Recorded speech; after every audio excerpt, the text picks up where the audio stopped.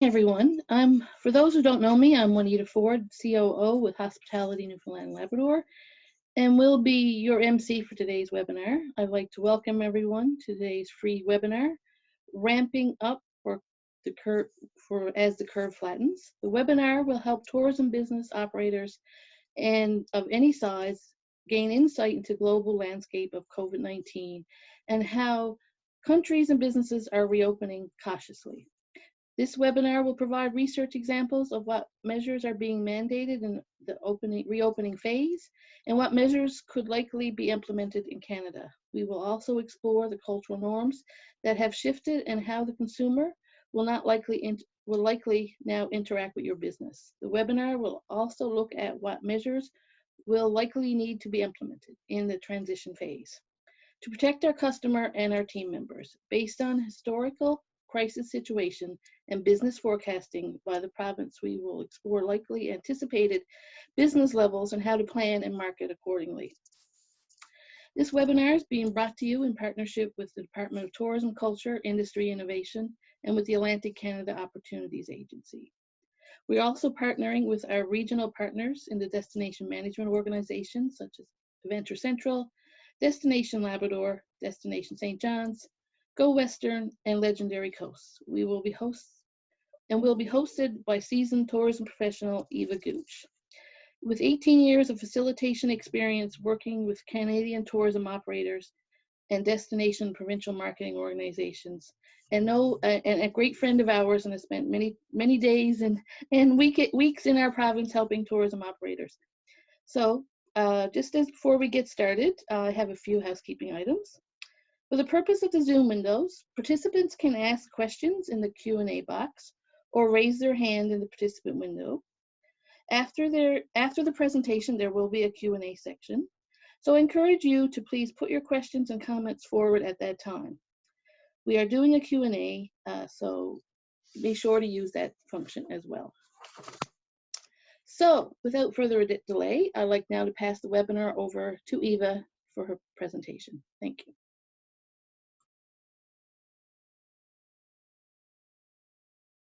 Can you unmute? Oh, there we go. I am unmuted by the host. So that was just saying that. Good morning, everyone. So fantastic to see so many familiar faces in the participant list. A little different for me, working out of my office in Toronto and coming to you today. Let's just jump right in. We've got about an hour, but there's some opportunity to have a little discussion afterwards. Juanita's going to manage the Q&A, as she mentioned. And any comments along the line? We've got a couple of polls, so we're trying some new things here. So if we run into any challenges, just pop up your hand or make a comment, and the H&L team will make this all work. So let's continue on. So as mentioned, great to be working with the various DMOs in the province and everybody working together to see, where we're at. What things will look like, and what we need to do now in order to make sure when doors open that we are ready and that you're really aligned with the new needs of the landscape as far as tourism and the needs of the consumer. So that's going to all come together in a moment here. So we're going to look at easing back into business, as Juanita mentioned, and it's really about getting your team ready. And so we've probably all experienced different things. Certainly, I'm looking at some of the things that are happening here in Toronto. We have legislated aspects of dealing with COVID, and then we've got businesses already now implementing new safety measures that are not legislated, but they certainly impact you. I'll give you a couple of my own examples that I've run into. And based on that, we're looking at consumer expectations.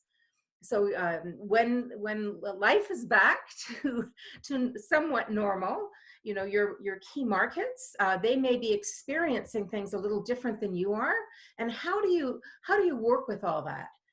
How do you keep them informed? How do you let them know in advance kind of what to expect, what they need to bring, what they need to consider, what's allowed, what's not allowed? So we're going to be living like this for a while, and you're the key contact for that customer, your past customer, who will hopefully and likely be your customer down later in the summer and into the fall. And so we're looking at some of these cultural shifts.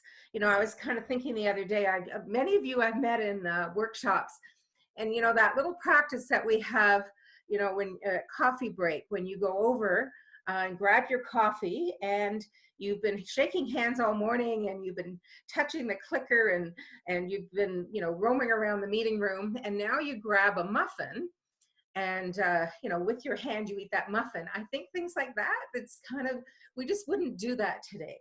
And when we start looking at all those little touch points, how does that impact your business? So that's some of the things we'll talk about today. For anticipated business levels, this is such a tough thing. We don't really know. There's some trends from past crisis that we could look at, might be the same, but really time will tell. I know that I had a good conversation with Andrea Petal yesterday, and the team is certainly looking at what research and what might be the situation, but it's really time will tell. But regardless, we have some time now in order to plan for when that happens. So that's kind of what your business levels are going to be like. It's so difficult at this point to measure, but certainly, let's take a look at what's happened in the past and how we can use that to our benefit. So what will be available to you afterwards, Juanita and the team will be sending you out the deck. And I'm hoping that what you can get out of today is something that you're going to do immediately or short term. So some of these things you can start right after the webinar this morning. And then, also recognizing that business is also going to have to take still a longer term view. For those of you working with travel trade, or working with the group market, or working with small meetings or conferences, that will not be immediate. But if we don't do the work today, then 2021 is at risk. So hoping that you'll have a short-term and a long-term takeaway right after the workshop today, or the webinar. So this is a hot topic. So one of the things that I know you're facing is dealing with existing and future bookings, and how that impacts deposit changes, cancellations, refunds, guests that are not happy with the situation, guests that are patient with the situation. So you're having really to deal with all that. So I thought we'd start with that more difficult topic, and then we'll get into kind of looking at operationally where you're at.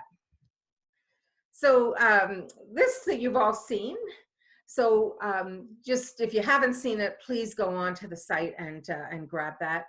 Gives a real good recap of what you can kind of expect from the different alerts, right from 5 to 1.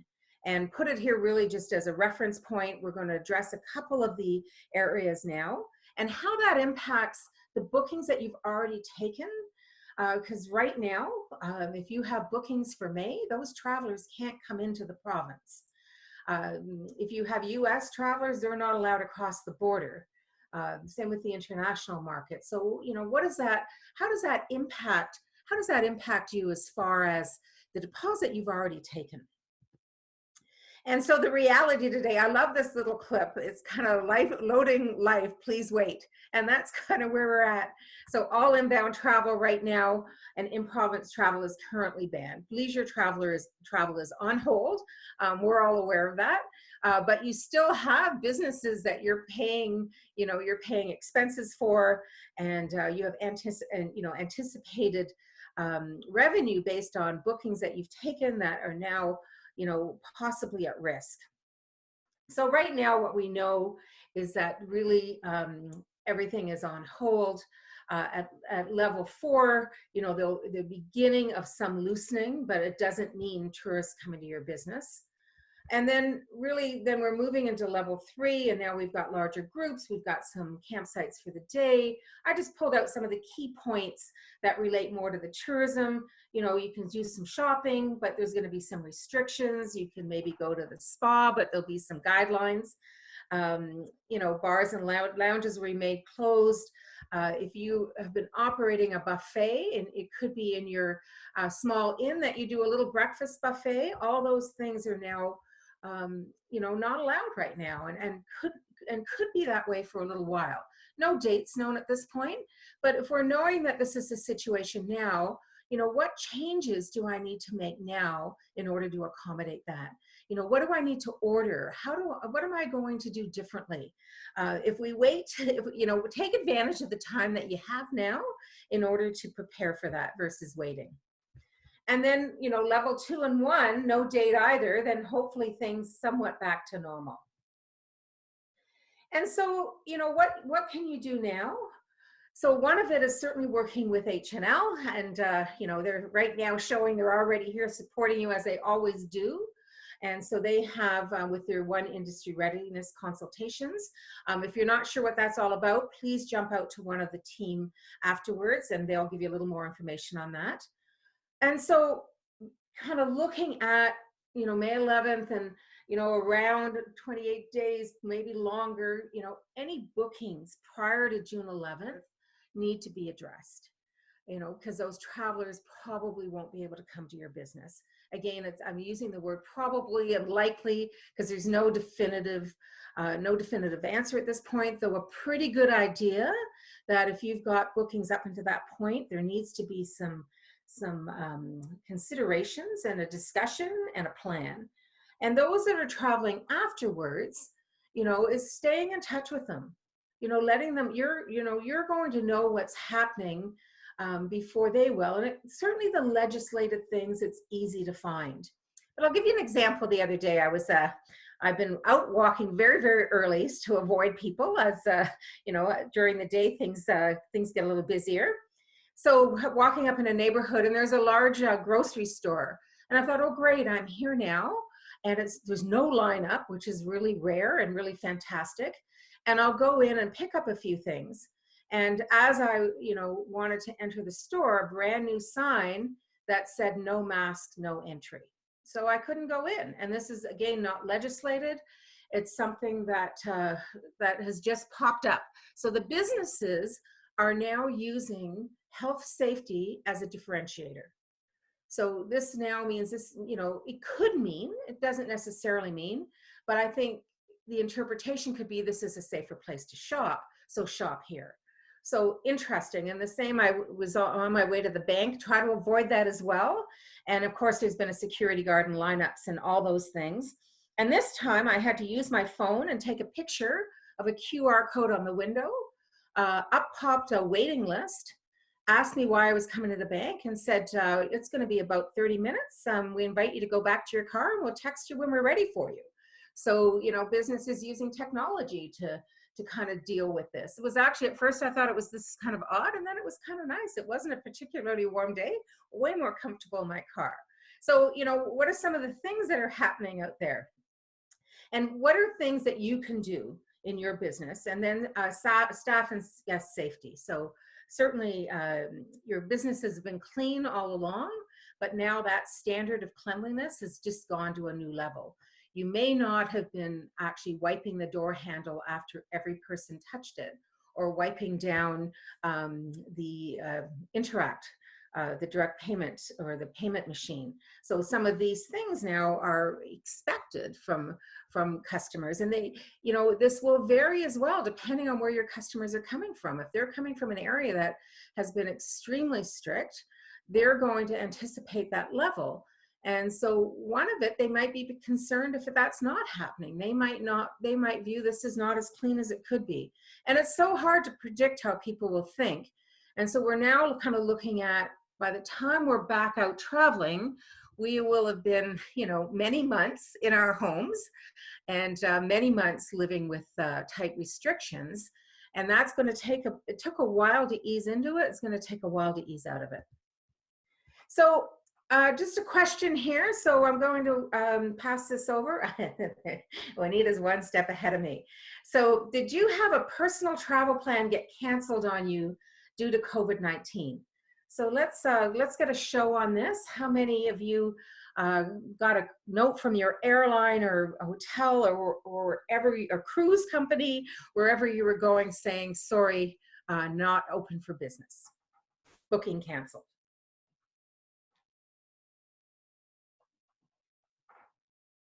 So we'll just give a minute or two for some responses here. And then we're going to pop Juanita will pop those answers up onto the screen so we can get an indication of how this impacted you as a traveler versus a tourism operator.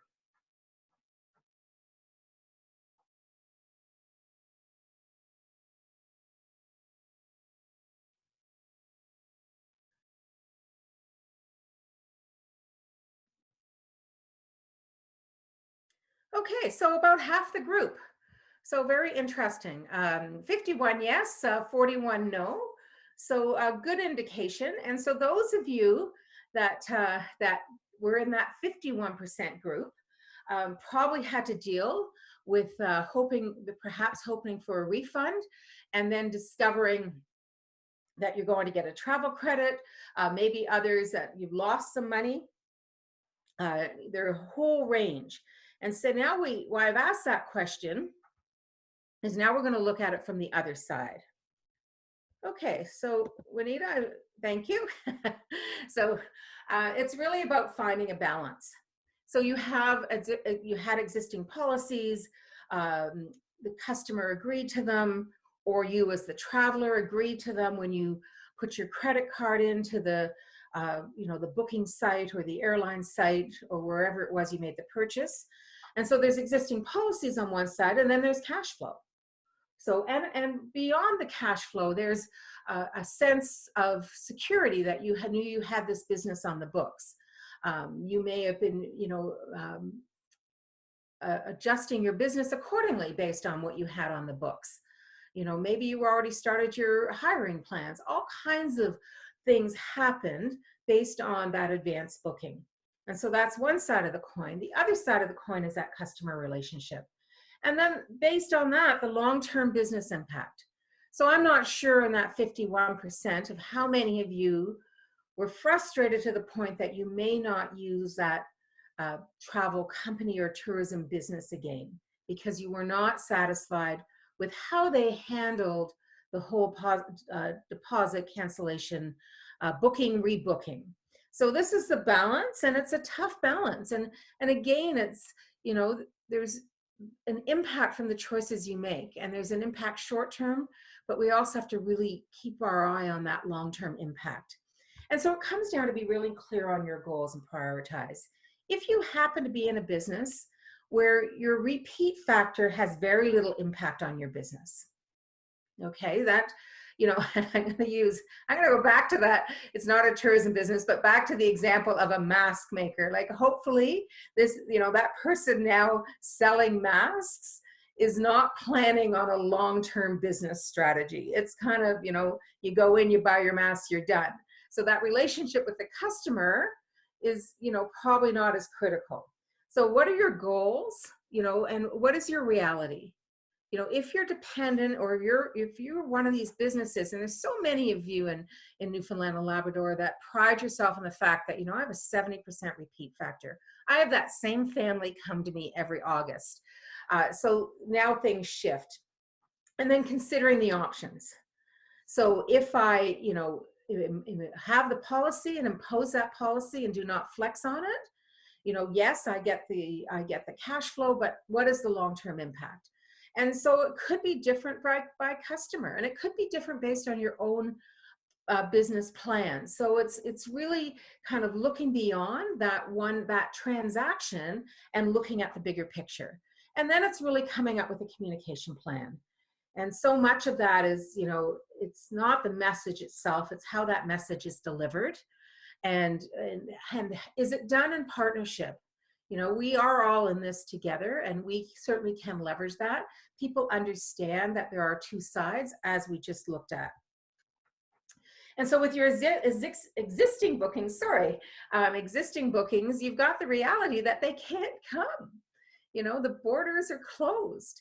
So they can't actually, and the flights may be down. There may not be any, flights going into wherever it is that they were coming from. So we've got this ability to travel based on legislation and guidelines, border issues, health legislation saying, across the country, in some places, if you go across the border, if you're even allowed, you have to self-isolate. Others, you're just not welcome to come in. And then really looking at what was outlined, what needs to be considered, and what's fair for both parties. How can we come to an agreement?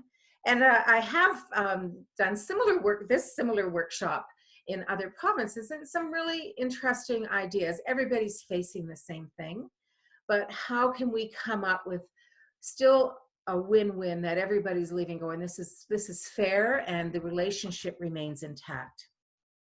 And so on top of this, on top of your own cancellation policies, maybe people have bought insurance. Well, this is really, unfortunate as well, because, at some point they may have been covered for insurance. So a lot of the insurance companies are saying, if you booked it prior to March 12th, and this is good to know for your future bookings, if for some reason they, and we're later into the summer, June, July, August, they can't come. If they book before March 12th, there's a chance that they will be covered. And I'm going to say a chance because some insurance policies indicated that you're not covered for a pandemic. So, and after the 12th, it's very unlikely that they will be covered by travel insurance because it's now known. It's a known event, and based on that, most policies say, it's not covered for a known event. And so here are a couple of examples that I pulled. There's no guarantee, and so this is the March 12th before and after, right out of insurance policies. And I thought this quote this kind of goes back to what I was mentioning about pandemics. Unfortunately, many credit card trip cancellation benefits. So this may not be a separate insurance policy you bought, but you've got your gold Visa or American Express, and perhaps one of the benefits that card came with was travel insurance, but most of them do not cover pandemics. So again, an unfortunate situation. So even if you have the fact that your customer had bought insurance, it may not be protecting them. And so we look at the whole customer life cycle and look at the issue of cancellation insurance, deposits, refunds. So the first part, we're going to start at the top. You did a great job, attracting the customer, the fantastic provincial ad campaigns at your target markets, getting the customer in, you connect and engage. I mean, it's one of your unique differentiators as a tourism destination. It's that authenticity, that connection. You did that well, you transacted, they loved the experience. And now we're into the retain, and then that loyalty piece. So the retain piece is that they continue to come back to you. And the loyalty piece is that they refer you, that they become your ambassador.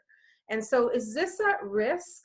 Is this at risk based on discussions around cancellation? And that's going to be an individual choice for each business, and just being aware of that impact. And so, really protecting the future. So long-term versus short-term versus long-term business goals, and that transparency piece, that back, we're into all this together. This is the situation.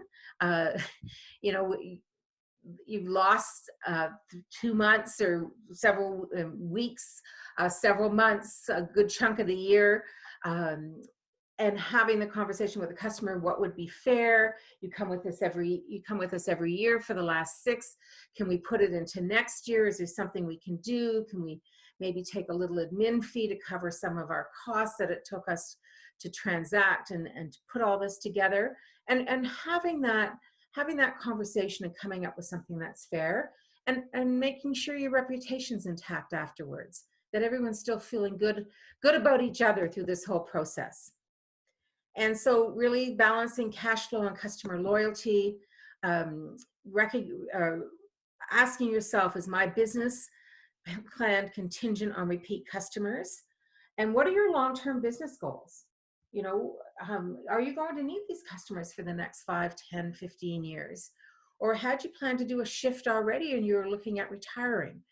Still doesn't mean you want, you want to somehow negatively impact a relationship, but you may negotiate a little bit differently and still come up with something that's fair, but maybe differently than if you'd been planning to have this customer for the next 10 years.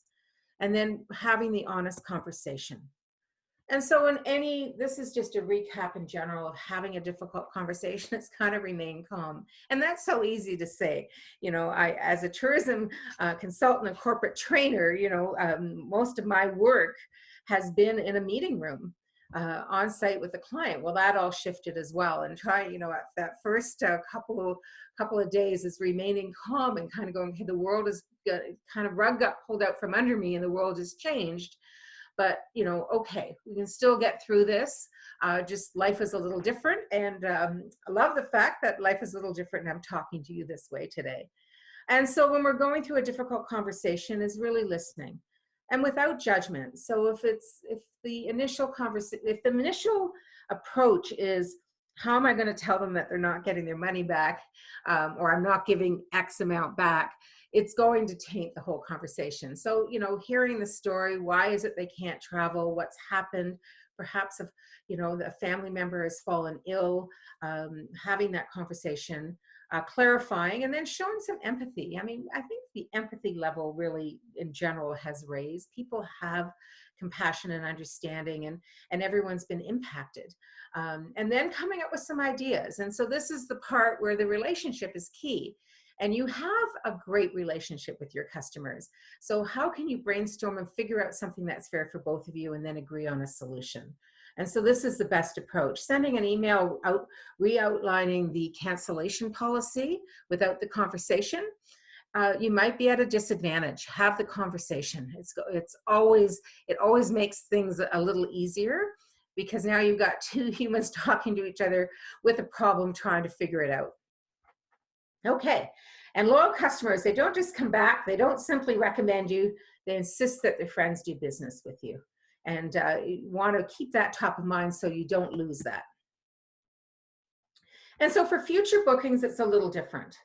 And so I want to show you a couple of the trends, and that leads into consumer expectations. So tightening your cancellation policy is an option, but it's really not what's happening out there. What's happening out there is that businesses are showing far more flexibility than they ever would, based on the incredible uncertainty that everybody's facing. And so you may have to consider your cancellation plan and policy and procedures. So you may have a short-term one for 2020, or you may do it month by month. I'm going to show you the examples here of how some of them have put time frames around it, and we'll probably have to go back and revisit that time frame. So the first one I have is the cruise industry, and the poor cruise industry certainly had a very tough time right at the onset with COVID-19. And so this is with the cruise company that I looked at for this example, giving you can cancel for any reason within 48 hours up until the end of July, for cruises departing before the end of July. Right now they're not departing, so there is still some uncertainty around that. And if you do cancel, you've got a full credit. So that's how the cruise industry is looked at it. A couple of the hotel companies that I looked at, 24 hours. So they're allowing you to before June 30th. And one of the big interesting pieces in here with some of the hotel companies, they're extending that whether you booked it direct or through an OTA, an online travel agency, or third party. Airlines as well, they're giving, allowing you for after March 1st. So March 1st was their cutoff. You can change your existing booking without a fee up to 2 hours before your flight.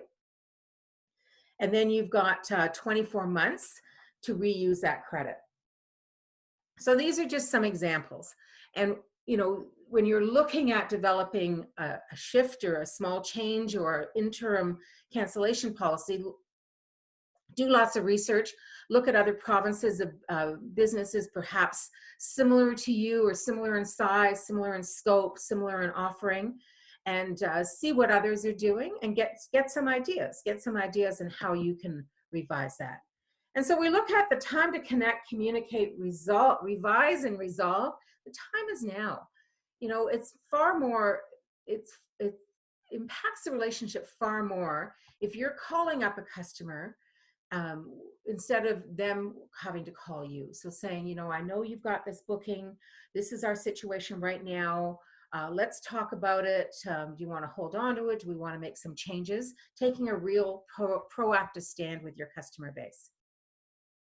Okay, great. So now we're into the second phase. And so this is back to business, what it might look like. And the word might is there again. It's kind of hard to predict, but there are companies already advising their plans, advising their new safety and hygiene standards.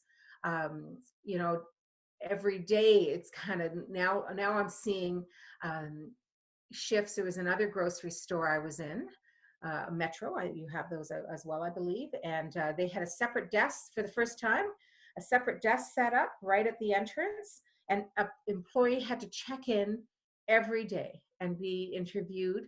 So for each shift, they're now required to go in. That didn't exist a week ago. There are grocery stores that take the employee's temperature every day upon arrival, and they're offering that to customers as well. It's not mandatory for the customers at this point. It's absolutely mandatory for staff. So things are shifting. So the word might has got a real place here today. So we start looking at lifting travel restrictions and what that's looking like. And there's certainly, when you're looking at your level 3 and 2, the alerts, new guidelines for guests and staff will have to take place. A focus on health and safety is critical.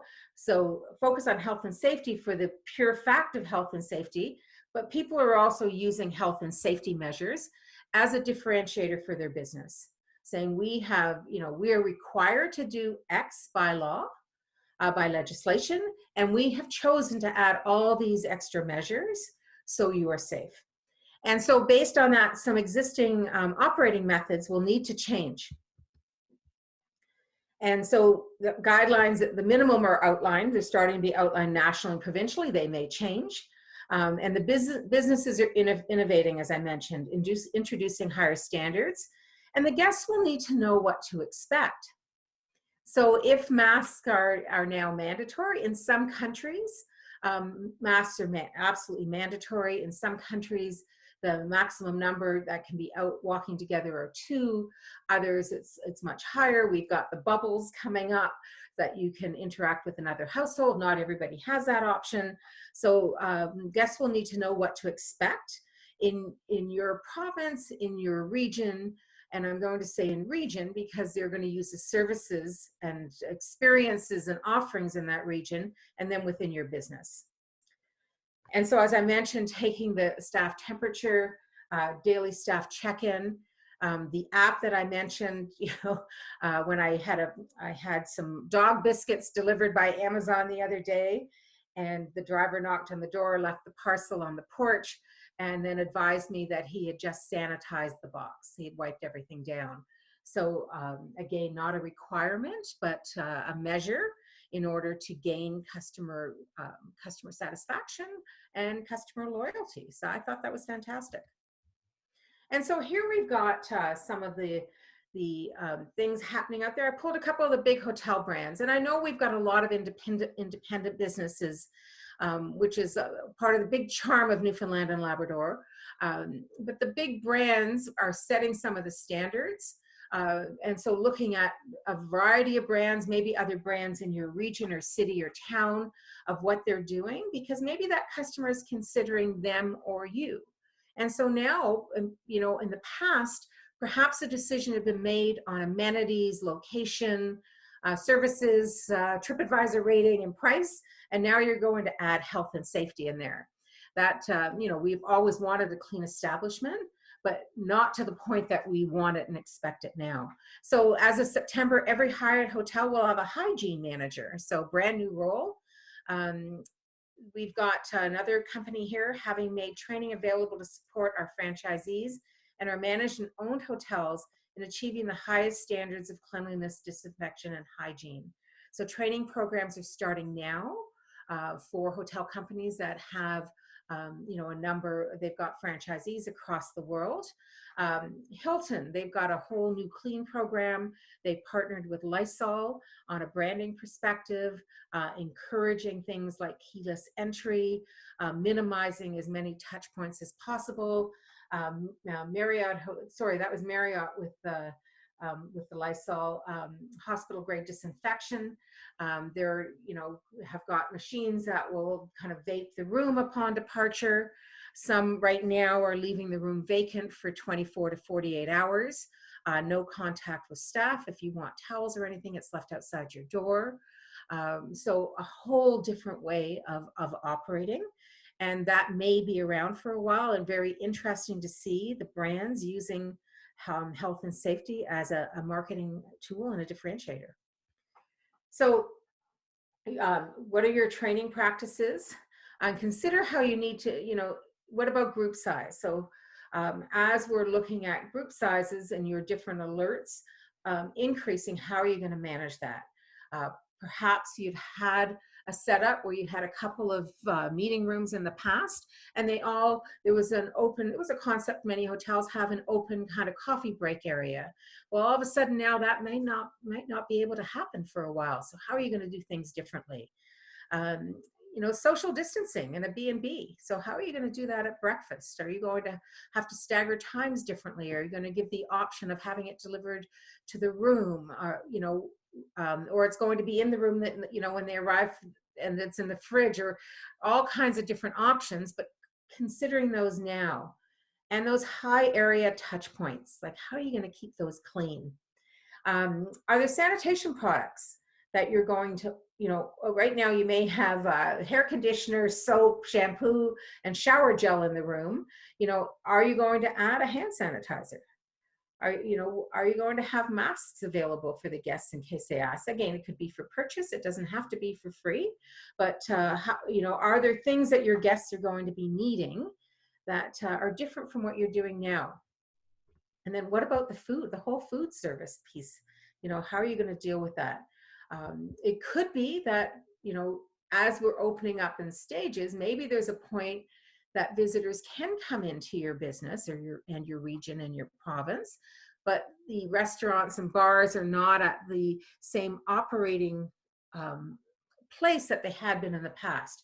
So how are you going to work with that? How are you going to accommodate that? Great time to start looking at that now. So let's have a quick poll here again. Oh, Juanita, thank you very much. Have you started to identify changes needed post-COVID-19 and have started the planning and implementation phase? So let's take a look at who's already ahead of the curve here a little bit and thinking about what you need to do now. So we'll just leave a quick minute for this, and then we'll carry on. So.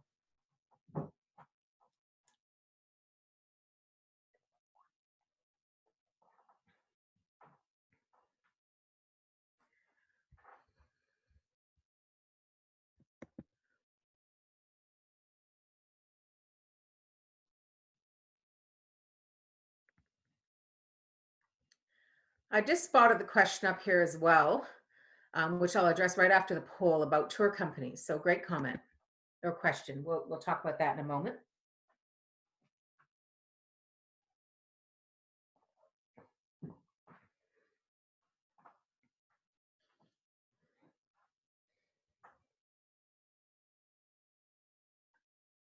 Okay, so this is fantastic. 80% of you have already started taking a look, 20%. Hopefully going to be doing this right after the webinar this morning. So great news that you're already working on this. Thank you for that. So let's talk about the tour company. So interesting. We've got there's a couple of components of that question. So one of it, back to the cancellation. So consumer direct, you kind of manage that policy. If you're working with travel trade, with bus companies, with local tour companies, now you've got a slightly different situation. So they may, together you're working probably with a different cancellation plan. But those tour companies, so if you've been working overseas, so that German travel agent, they've now had their passengers cancel because they can't travel for airlift and border closures and health reasons. So they then have to advise the tour company. Well, the tour company, of course, is hoping that that traveler will postpone versus cancel, as is with the receptive. So you've got business to consumer cancellation policies, And you also have the business to business.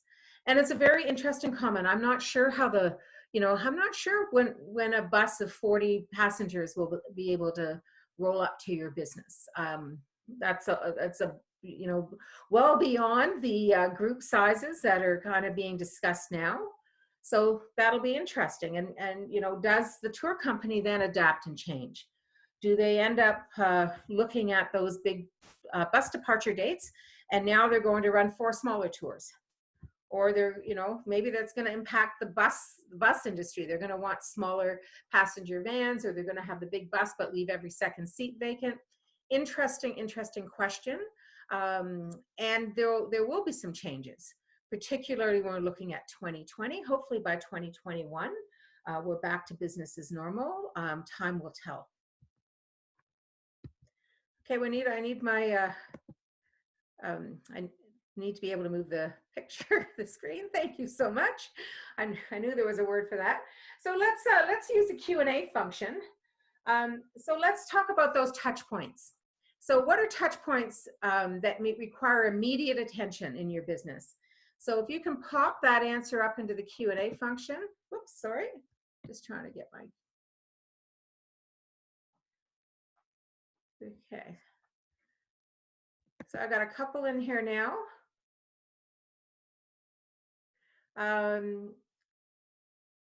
Kim from Parsons, if anyone has questions specific regarding to bus tours, please get in touch. Thanks so much, Kim. That's fantastic.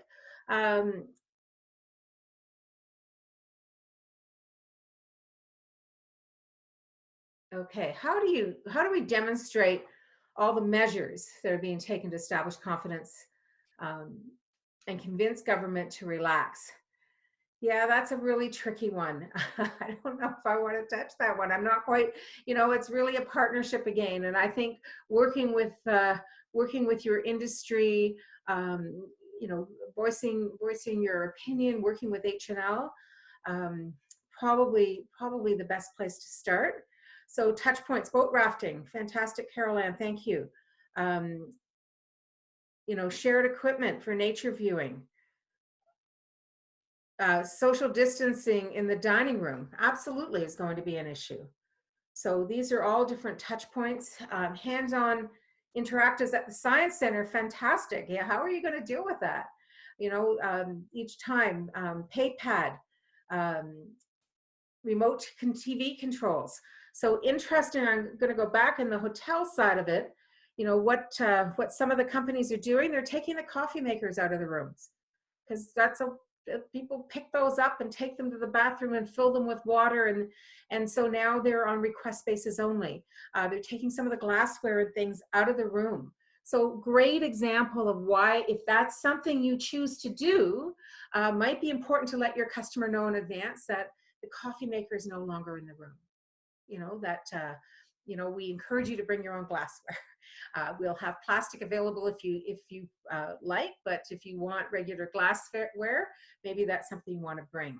Pots, pans, and glasses, right in line there. Thank you so much. Yeah, so all these things that we need to consider.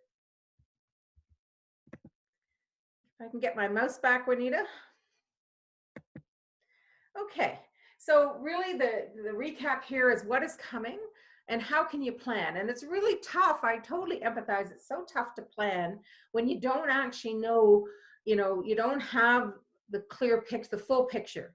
You don't have a clear picture and a full picture, and things are changing. What supplies do you need? How will you communicate with staff and customers? And when can you start to train? And so is that an option now? If looking at the whole house, the housekeeping piece is going to be critical for hotels and accommodations.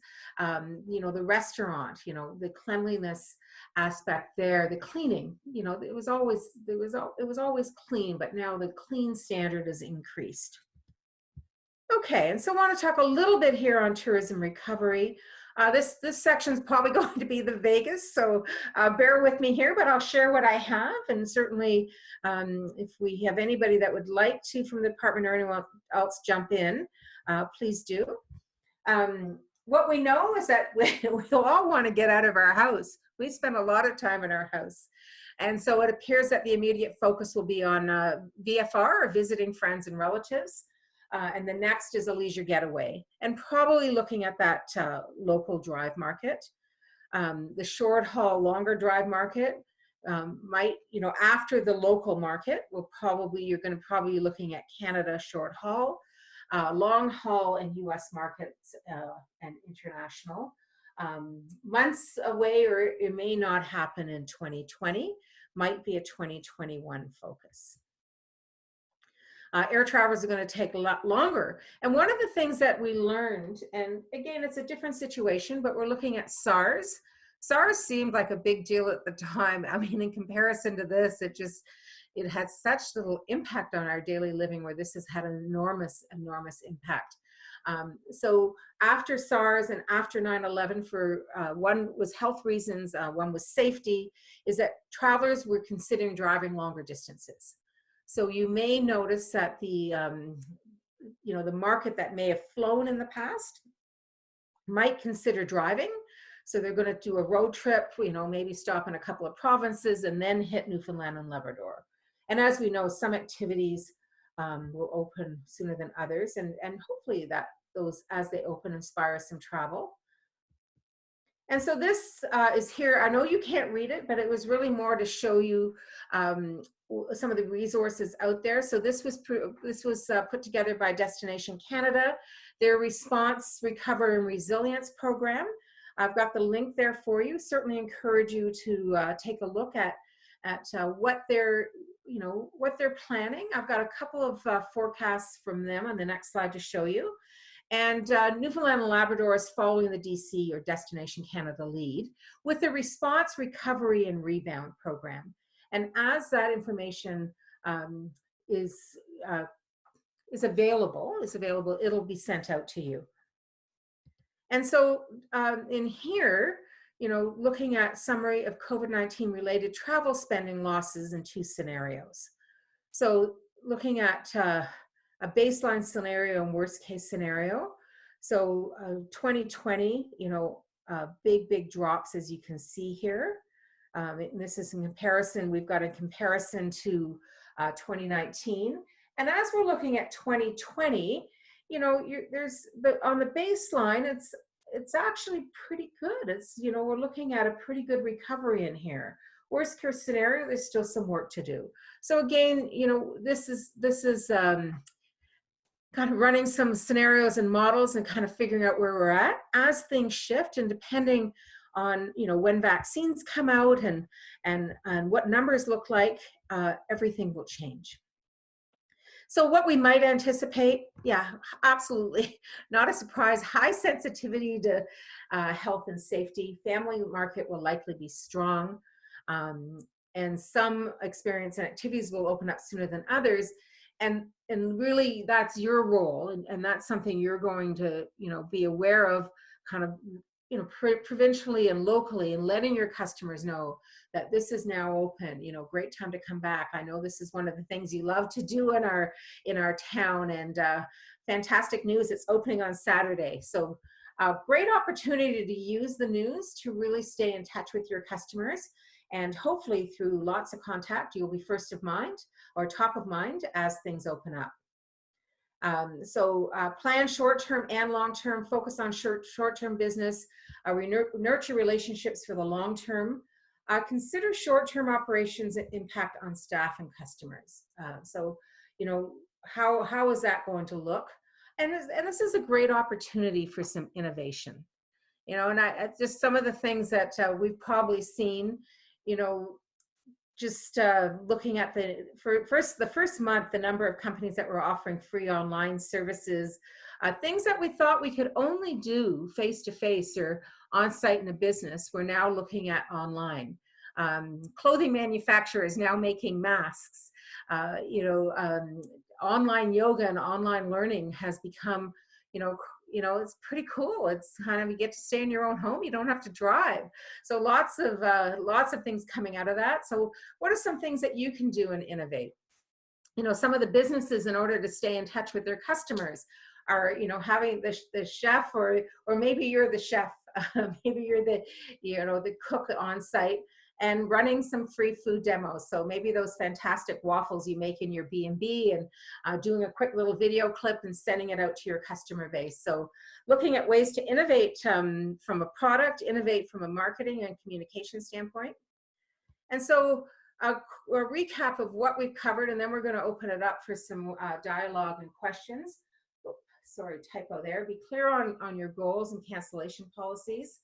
So short-term, for short-term meaning existing bookings, and then new existing bookings that kind of prior to June, which you know are not going to materialize, and then how you're going to address the bookings after June.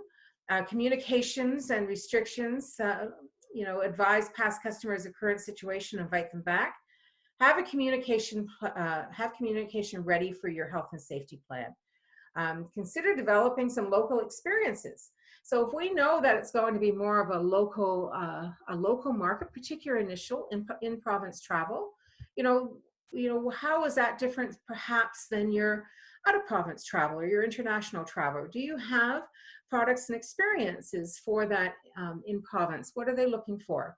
And promote experiences and activities that will likely rebound first. So we've got boating, fishing, some golf, and others as they come up. And so there we go. So Juanita, I'm going to pass it back to you. Okay, thanks, Eva. Great presentation. So we're going to open the floor to questions. So there's some up there. So feel free to either put it in the chat box or the Q&A box, whatever one you're comfortable with. And we'll get through these. So there was a question about small not-for-profit museums that depend on attendance fees. Should we stay open or closed? Any suggestions? So I guess, Eva, if something you have to chime in on, or if any of our participants have any suggestions for that one. Yeah, I don't have a direct answer for that. I have a lot of empathy for that. It's really, kind of taking a look at it. If from a cost perspective, if you open and don't hit certain numbers, how does that hit you? What are some of, and other than a pure financial view, what are some of the other benefits of being open? Is there a marketing benefit? Is there a way you can do it limited? Is there a way that you can maybe keep one section open and offer some online tours? Maybe there's some ways to innovate around that, but it's a very tricky one. I'm not 100% sure there, but I think the best thing is running some numbers, looking at best worst case scenarios, and how you can actually manage through that. I hope that helps. Okay. Next question: how do you manage tour groups in the heritage sector? Yeah, that's going to be interesting. And that really comes down to, at your alert levels of how many people can be together. So if you're used to running tours for larger groups, that you may not be able to do that. So, this is a great way to innovate. Maybe there's a section that, you can put some tape on the floor and it's self-guided. And so they're, reading about the artifacts or reading about the story, and then you take part of the group with social distancing, more than likely, on a guided tour. So that's one way to do that. And there's probably some other innovative ways to take a look at that. But having the social distancing and group size restrictions are going to impact that for sure. Okay. Kim talked about some filters and things that she has on her buses. So thanks, Nice. Kim, for sharing some of those. Next question. Do you have input on customers who do not want to respect the guidelines we put forward to keep them safe? Okay, so that's a really interesting one. I'm smiling. When I was at the bank the other day where I mentioned the QR code. So there was a very unhappy woman. That kind of irate, I'm very special, and kind of ranting and raving and not ignoring the security guard. And then she insisted that she was social distancing, would like to sit on the bench. And really the manager came up and said, you've got a choice. You leave or we're calling the police. I mean, it came down to that point because they're now putting everybody else at risk. You know, hopefully before you use that, it's kind of saying, here are the guidelines. And if it's now going to, you know, it comes down to how is this going to look in your business? So you've got somebody, and I don't know if you're ticketing already in Newfoundland and Labrador, if someone can answer that for me, if you're not adhering to the rules. And so if someone is putting your operation and the other guests at risk, you know, they have to go. They have to play by the rules or they can't stay. There's so many negative impacts on that. So it's going to take some very, you know, some firm and respectful conversation, but this is the new landscape. Okay, thank you.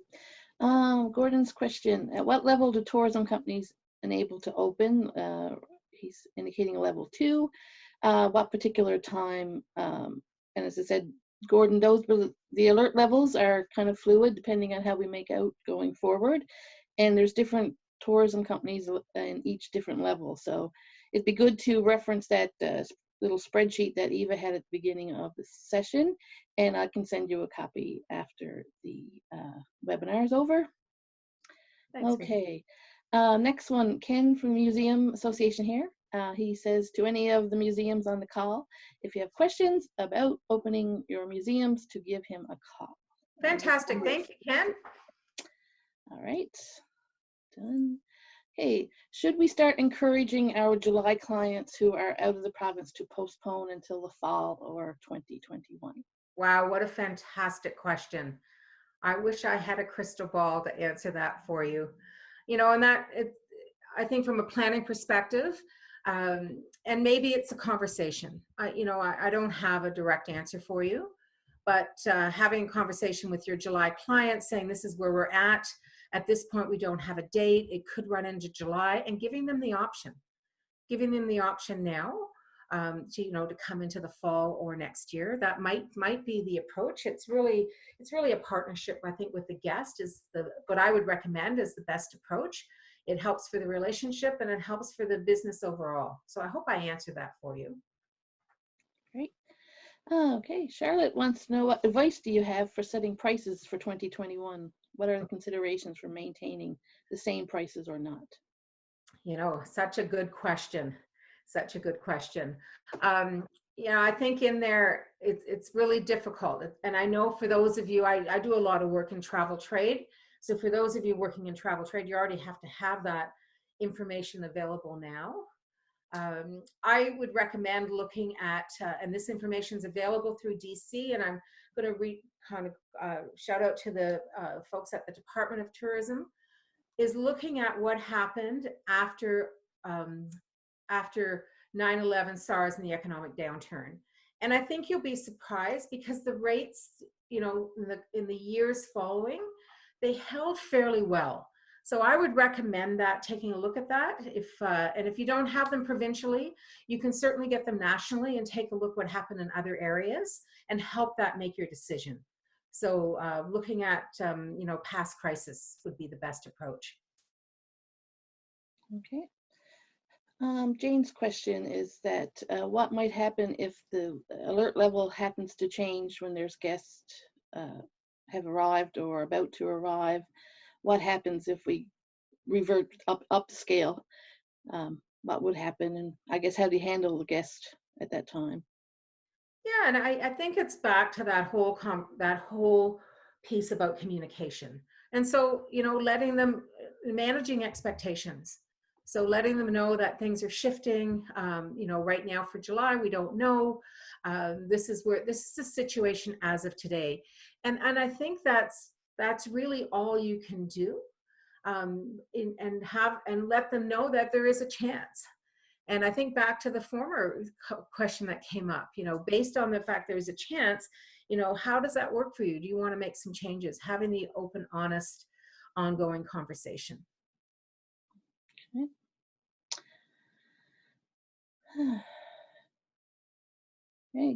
Kim is providing Jarrett with some more information there as well. Thank you, Kim. When am I able to reopen my restaurant with reduced capacity? Will it be okay to have a single performer doing his or her gig on stage with the physical distancing rules in place? Such a fantastic question. And I'm sorry, I don't have a date for you. I think just staying on top of province announcements and going from there. I know that's not a good answer. I know you'd rather have something more concrete, but we just don't know.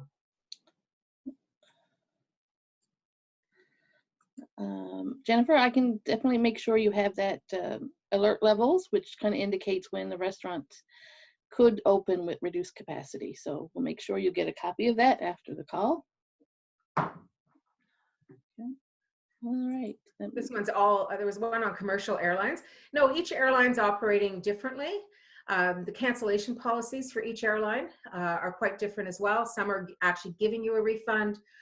Some are giving purely a credit. So yeah, a huge mix across the industry. Not sure about Zodiac Tours. I don't know if you have any information there, Juanita. I think it's according now to Transport Canada regulations in regards to that. So we'll definitely follow up with you on your question after the call and get you the current timelines on that. Hi, Randy. Okay. Destination with high travel costs to reach, competing in these long haul markets with an emphasis on value and value add. What are some of the ideas you've seen that may raise the bar on health and safety, emphasize the wide open spaces in the lesser known destination, like the idea of wiping the delivery box? Thank you. You know, Randy, I think that's fantastic. I think looking at your asset as the province and the destination and the region and the towns, you know, is kind of what do we have? I mean, when we look at post 9/11, it was a different situation. It was still a crisis. Canada was a safe destination. Our numbers rose, and what we found is that the distances U.S. travelers at that time were willing to drive increased up over 10 hours. So yes, taking a look and saying, you know, we don't, you know, one of the things we don't have is crowds. That's going to be was always an appeal. It's going to be a far more value and greater appeal. So thanks so much for that. Okay, Eva, a question here. In small B&Bs, you're actually inviting people into your private home. This is different than a larger hotel. Any suggestions on how to handle this? Yeah, I think that's a real, you know, a real issue. And maybe you've got areas that in the past you would allow your guests to use that you may now decide differently. I know a big focus in some areas is really promoting the great outdoors. We're far safer outdoors than indoors. You know, if there's a way to revamp that, you know, and if the weather complies, that you can maybe serve some of the breakfast or meals outdoors. I think you know, really recognizing that yes, as a small B&B, you're at a higher risk with your family. It's a real consideration. So kind of taking a look at how you minimize that risk.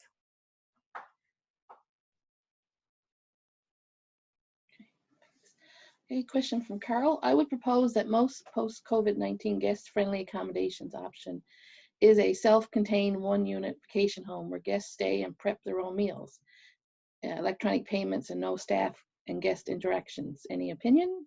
Yeah, I think that makes sense. It's, you know, you've got, they're away from other guests. I mean, you've got a big cleaning issue afterwards. So how do you sanitize that? Vacation room might be more work than sanitizing just a guest room. But yeah, I think that'd be a great appeal, that you're going to be away from others and have this incredible experience in a safe environment.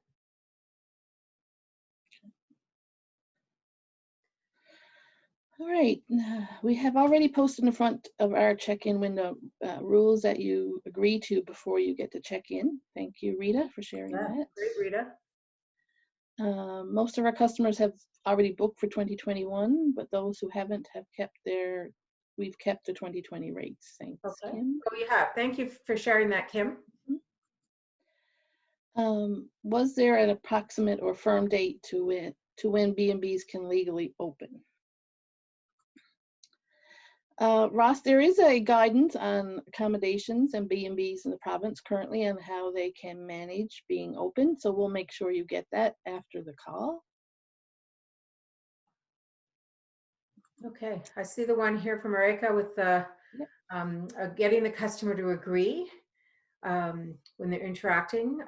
Fantastic. So yeah, that's a really proactive approach. It's kind of here, here's our terms and policies. If you would like to stay with us, this is what we ask of you. In return, this is what we're going to give you. Fantastic way to approach that. Okay. Since all or most operations profit rely on some level of capacity in each of our operations, we must increase our pricing. However, increased pricings deter clients. What is the balance? Mary, thank you for that. It's such a tough situation. And maybe this is where you start looking at, how do you showcase your value differently? Maybe you can actually do that through health and safety. It's kind of why would I pay extra to stay at yours? Competition is going to have an impact on that as well when they're looking at comparable options. If you have, if you've got something that you're the only one that offers that, it's a little easier. So maybe it's back to an innovation standpoint where you've got something that's so unique, it's worth it. Jennifer, the question was more about the performer, so we'll follow up with you on that and get you more information. Thanks, Juanita.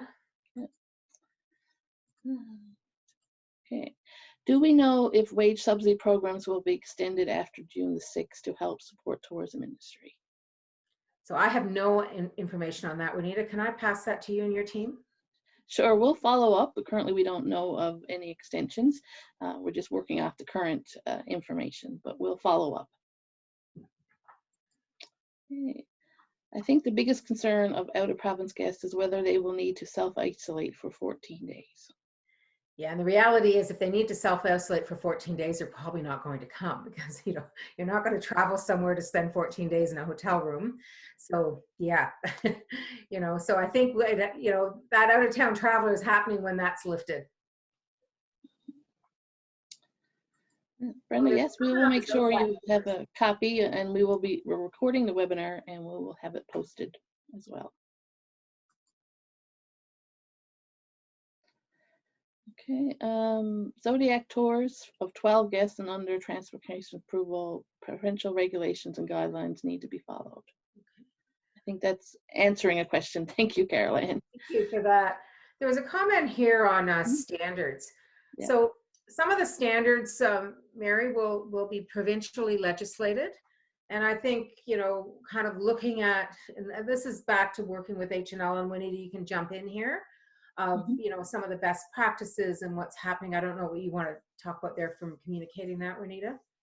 Yeah, I said some of things will be, of course, guidelines and standards that the governments will allow, but as an industry group, we want to work with you to determine what some of those guidelines and best practices will be when we pass lockdown. So we're gathering together industry to work through some of that in some working groups in our One Industry program. So we'll definitely be connecting with you to follow up on participation.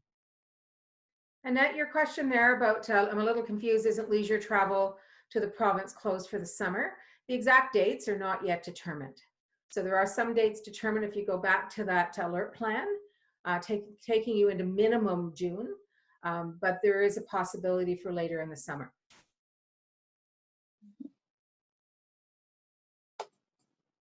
Okay, the comment here, I assume that NL Tourism will be promoting in-province travel.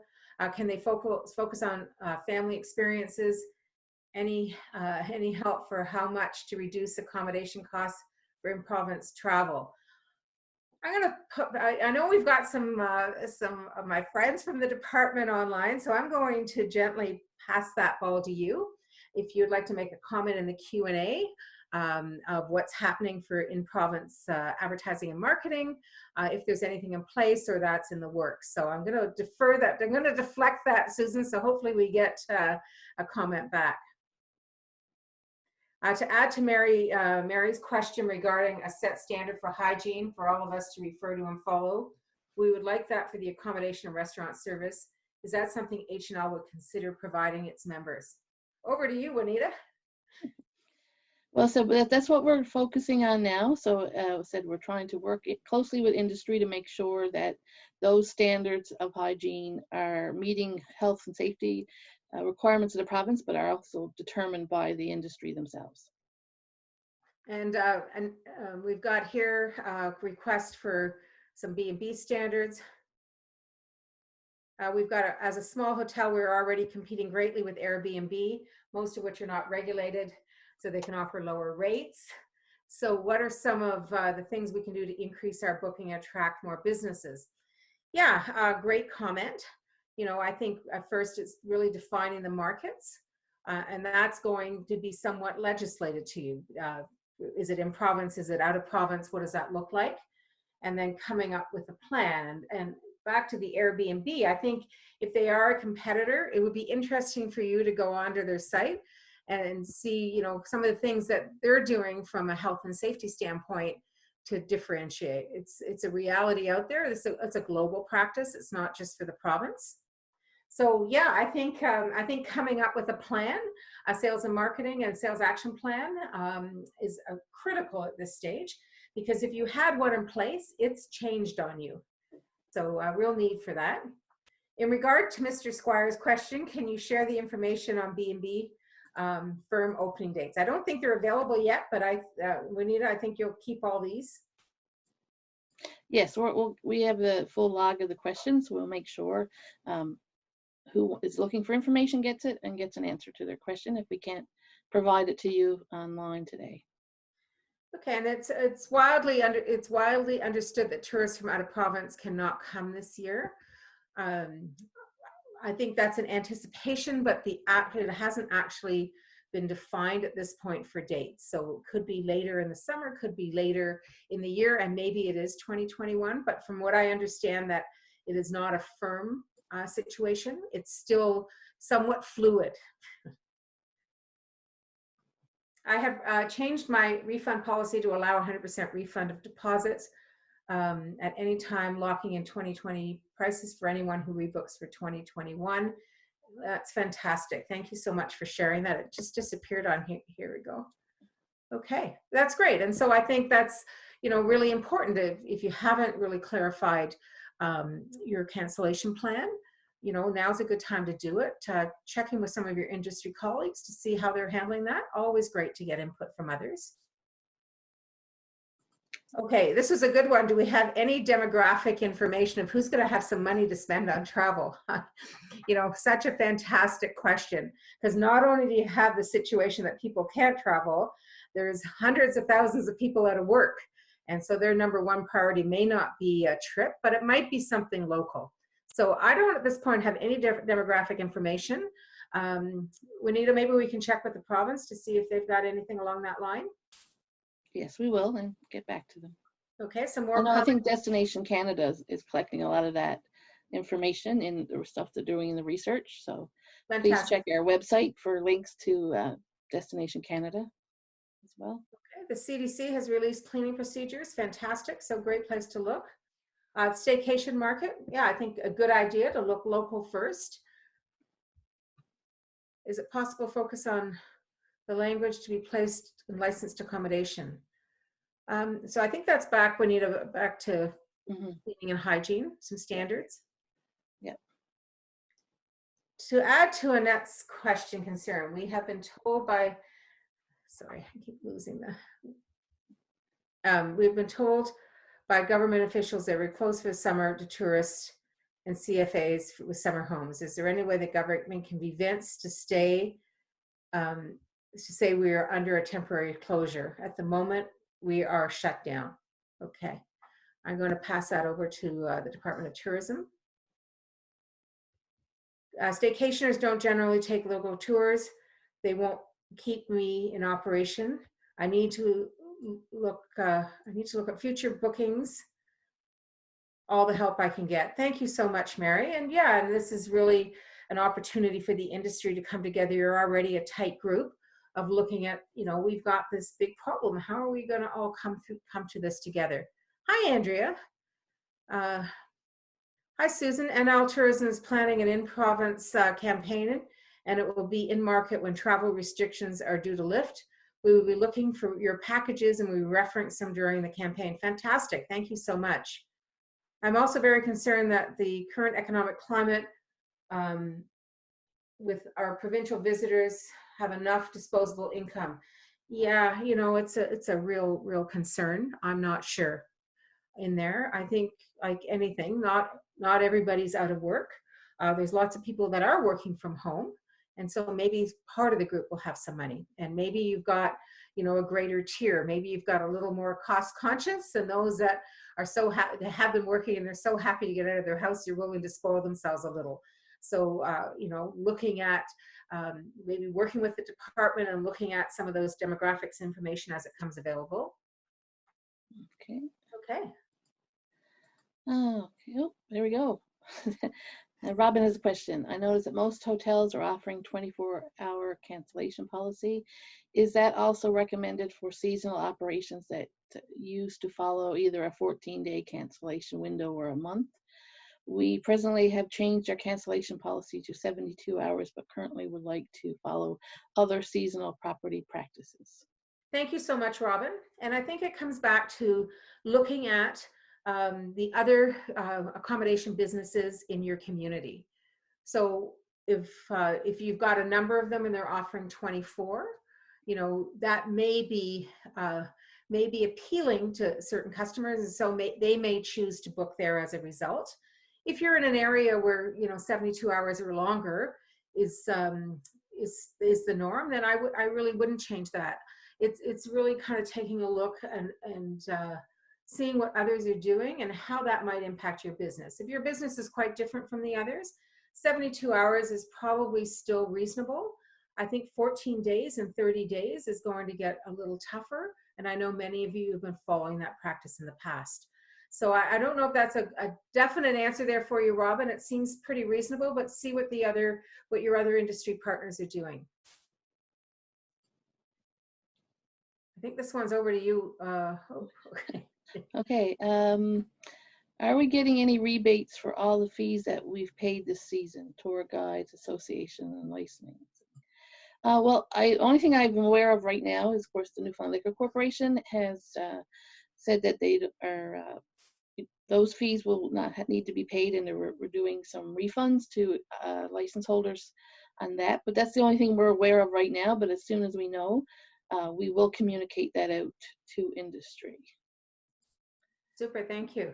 Yep. Question for NL Tourism: Where will museums fit in the alert levels? Oh, great point. Don't know. We'll follow up on that for you, Ken. Hi, Carol Ann. To add to Johnny's question, not likely DC will have demographic information that will focus on spending, so demographic spending. So the province, yeah, you're right, the province will probably have clearer projections.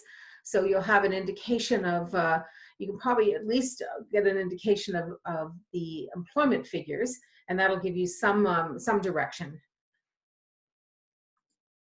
Okay, in the boat tour, in the boat tour business, ours require roughly 40 to 50 grand to start up. Big risk, totally a big risk. That's a really big consideration.